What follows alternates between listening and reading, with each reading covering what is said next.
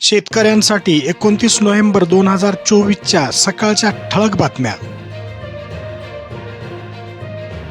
खरेदी केंद्रावर शेतकऱ्यांची लूट. हमीभाव खरेदी केंद्र चालकांना हमाली, वाहतूक आणि पॅकिंगसह इतर खर्चासाठी सरकारकडून पैसे मिळत असतात. मात्र तरीही खरेदी केंद्रावर शेतकऱ्यांकडून नोंदणी आणि हमालीच्या नावाखाली क्विंटल मागे 100 ते 120 रुपयापर्यंत वसुली केली जात आहे.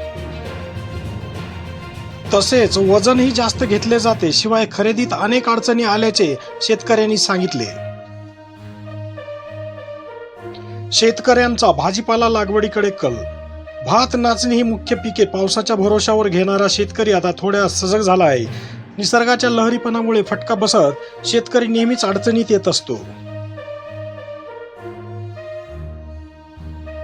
आर्द्रतेच्या जाचकाटीमुळे सोयाबीन घरातच. हमी भावापेक्षाही खासगी बाजारात भाव कमी.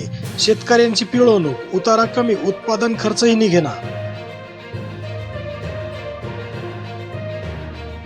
सोयाबीन नोंदणी 21,000 शेतकऱ्यांची. खरेदी मात्र 1355 जणांची. बाजारपेठेत सोयाबीनचे दर घसरल्याने धास्तावलेल्या शेतकऱ्यांना दिलासा देण्यासाठी शासनाने जिल्ह्यात 15 ठिकाणी हमीभाव खरेदी केंद्र सुरू केले. जवळपास महिन्यात 21,341 शेतकऱ्यांनी ऑनलाईन नोंदणी केली.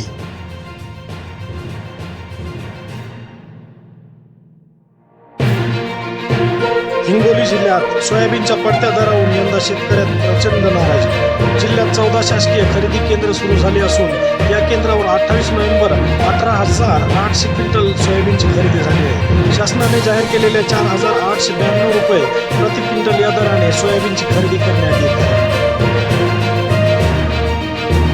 एसटी कर्मचाऱ्यांची आज दिवाळी. महामंडळानेच बोनससाठी केली 52 कोटीची तरतूद. अस्तित्व संकटात. ठाकरे महाविकास आघाडीतून बाहेर पडणार. शेवटचा बालेकिल्ला राखण्यासाठी समोर 3 पर्याय.